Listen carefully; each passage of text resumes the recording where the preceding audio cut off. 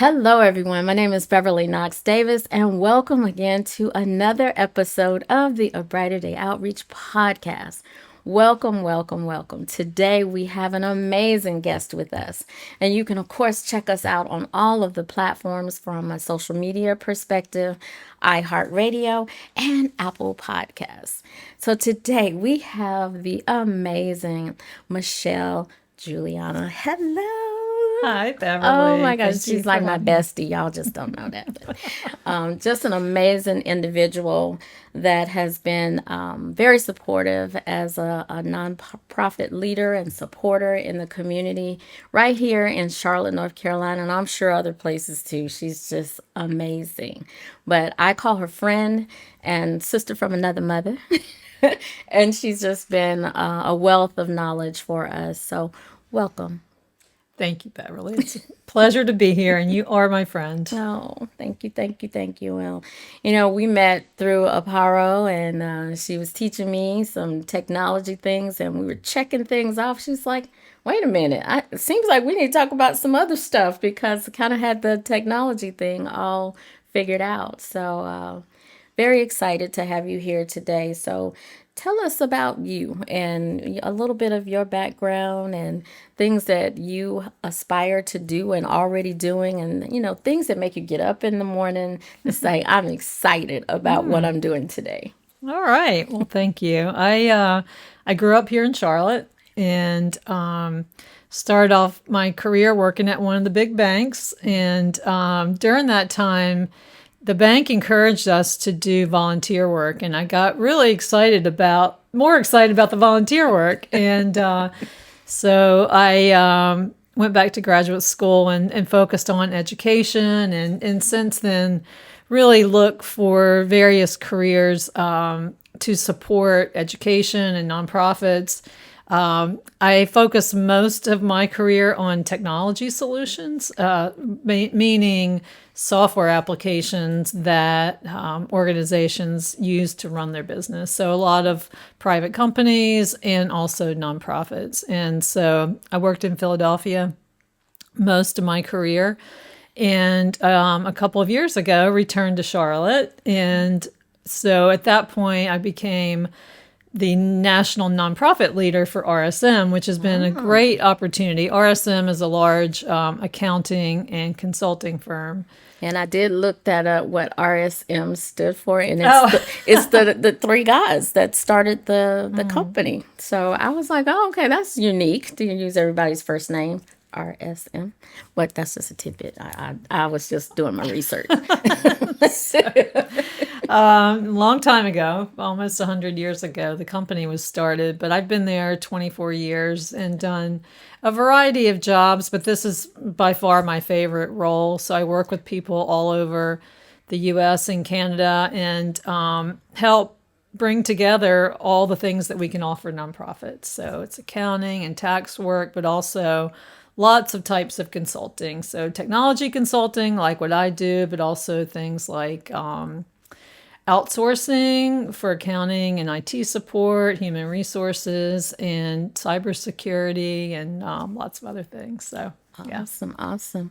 So everybody always has that one story, whether you're out volunteering or if it's something that happened at work or whatever the case. What was that one thing that just kind of grabbed you in as you were volunteering or helping a nonprofit where you said, you know what, this is a mission that I want for myself, that I'll just continue to travel? It's hard to pick one thing. See, but I knew it was a story. Yeah, you didn't prepare me for the one thing. So I think I would point back to that story back when I was working right out of college at the bank here, that they had us go into classrooms and teach high school students how to prepare for life. Things like how to budget, how to choose a career, how to kind of move into the workforce. And that got me pretty excited. Okay. And so since then, a lot of my volunteer work has been organized towards organizations that help move people into the workforce. Got it. So that's where I kind of have an excitement for. Yeah. So I know why. Okay, things just come to me, and then I ask questions all the time.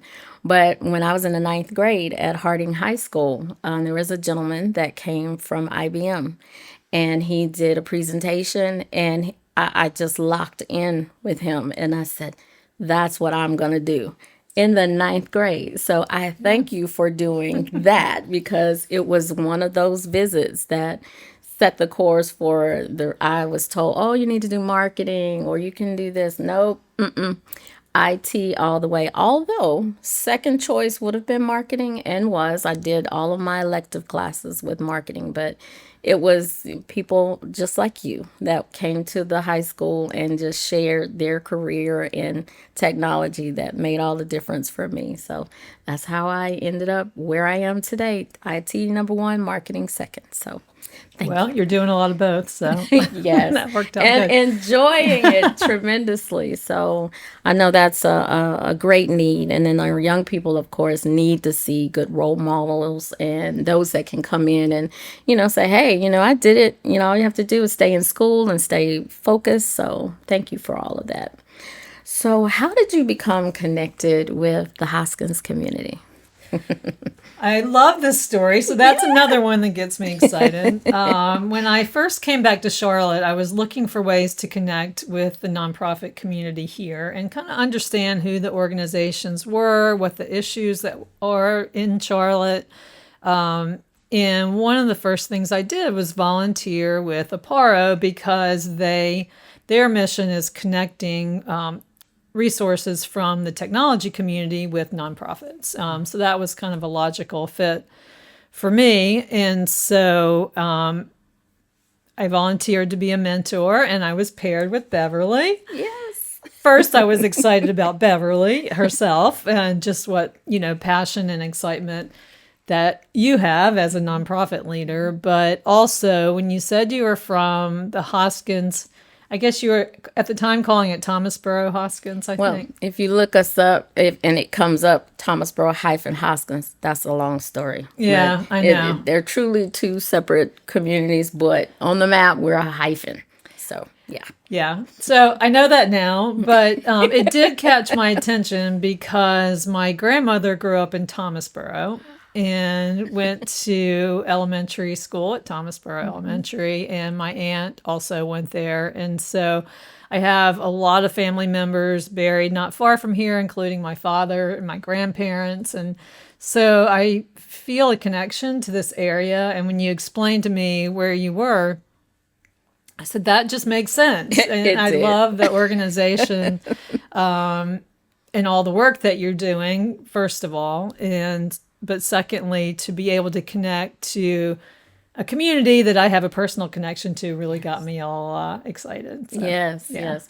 I was like, oh my gosh, no, it could not have been a better pairing.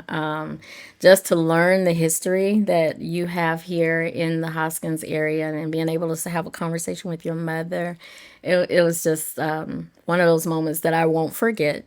And then I know every step is always ordained, in my opinion, and I just feel like God put us together for a whole lot of reasons. The Hoskins community has been overlooked for decades, and a lot of work needs to be done here in this area. So I'm just very excited about all of the opportunities to, start the coalition, which is the Historic Hoskins Coalition group, and also to be here with A Brighter Day in our own community hub and food pantry, of which you supported as well. So I'm just super excited about, getting to know you and then some of the folks that you're connected to. I've gotten a chance to really branch out and build additional relationships from those relationships. So it's all about who you know at the end of the day. We can go through processes all day long. So what advice and guidance would you give to organizations like mine, which you're already doing, just to help us to grow and to connect and to be able to use technology and other resources to be better than where we are right now? Well, it's really the same advice that I do give you all the All time, the time. which is you have a very unique mission for this neighborhood and this community, and that's what you need to focus on. But the more that you can connect and leverage other organizations that are already doing this type work, the better off you're going to be. So you don't need to recreate something new. You don't need to start something new. You just need to bring those resources to the community that you're serving. Absolutely. Whatever that is, that might be a geographic community or a certain type of group that you're really trying to serve. But we have a lot of nonprofits here in Charlotte, and a lot of, as you know, through working with Social Venture Partners, we really, at Social Venture Partners is a different nonprofit that supports innovation. So innovation is really looking for new ways to solve often many of the same issues. So the best thing that any of us can do is connect those resources, bring them into your mission, and see what we can leverage together, especially some of these new innovative ideas. Absolutely. I completely agree with that. And I'm not one that wants to reinvent the wheel. We have been able, per that advice, just really take a different stance on having additional resources from other organizations that are already doing it. And we often talk about how we don't support each other. Everybody's in their own world, doing the things that they're doing, and not looking up and saying, hey, this part right here, I don't have to do because they're doing that over there. And you can bring them to the table. And then we're all doing great work together. So I am very excited about some of our partners, just Block Love, Champion House of Care, especially where the food pantry is concerned. And recently, Hearts United for Good, just so it's like it's not so hard anymore. And of course, Feeding Charlotte, number one, let me not forget them, and Our Daily Bread.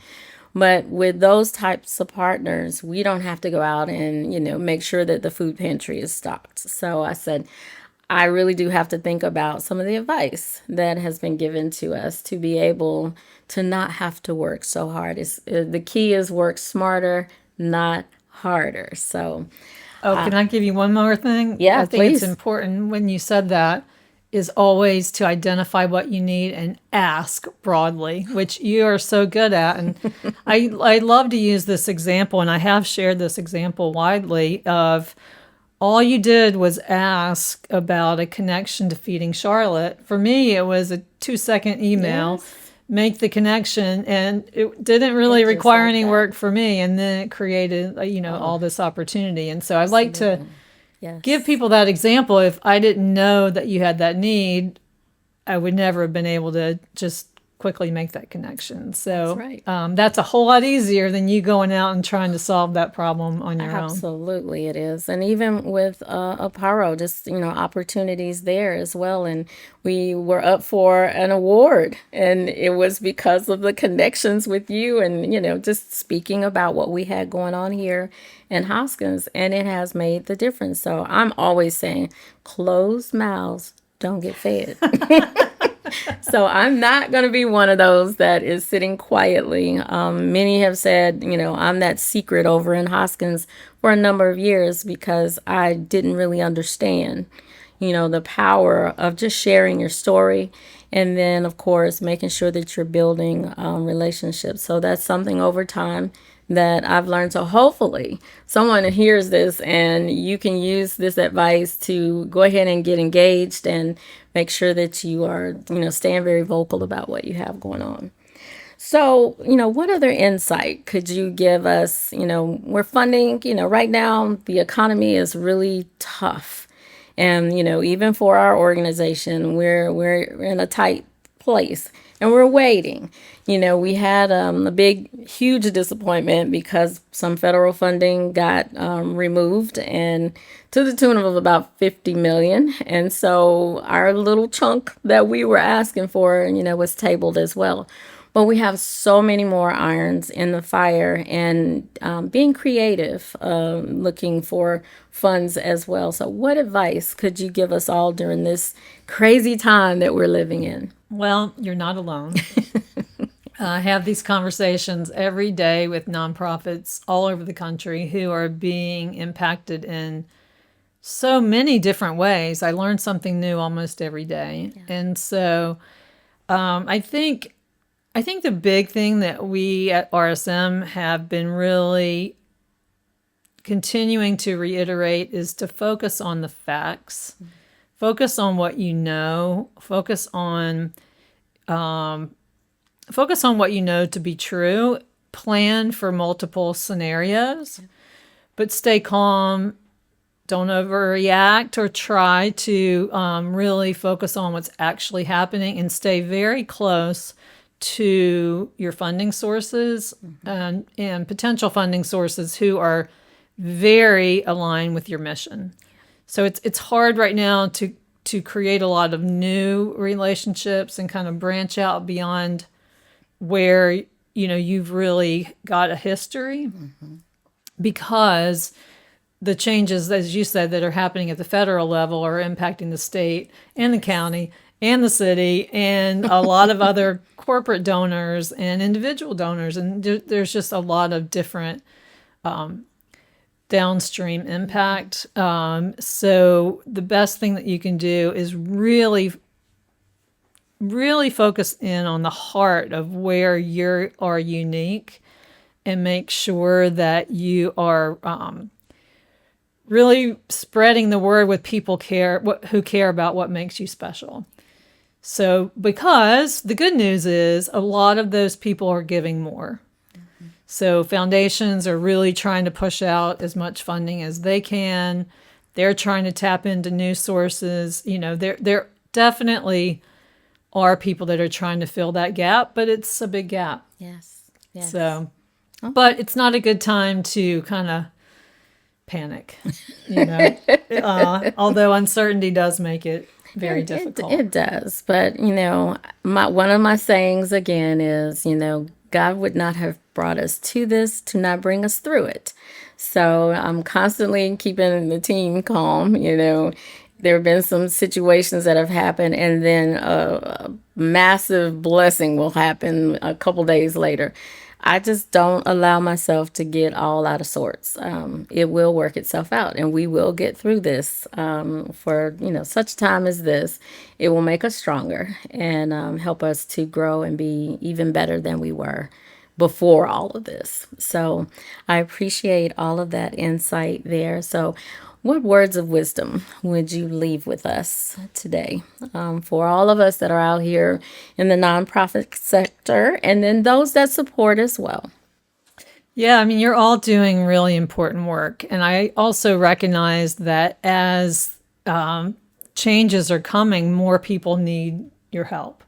And so, I think just continue to share your story, continue doing what you do really well, and really just work on those partnerships, because it may be a time that nonprofits start coming together. I mean, we may start to see more even mergers and alliances and better together, which I think actually is good for the city. I agree. And rely on each other, keep communicating, and really just stay focused on the people that you're helping. And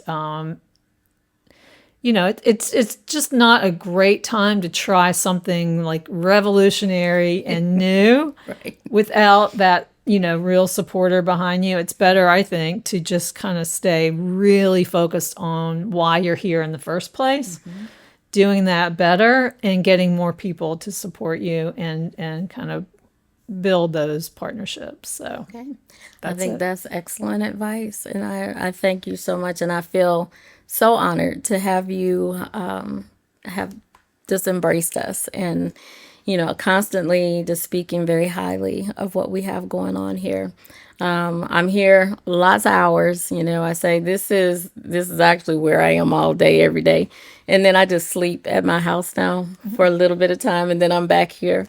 But it's people like you that make me feel good, because you see the mission, you understand it, and you support us. So having that support means everything. So thank you so much. Well, I'm only here because of the great work that you're doing and the team that you have put together. And I've watched it over the last few years just grow and do more. And I'm just so impressed with the passion and the delivery.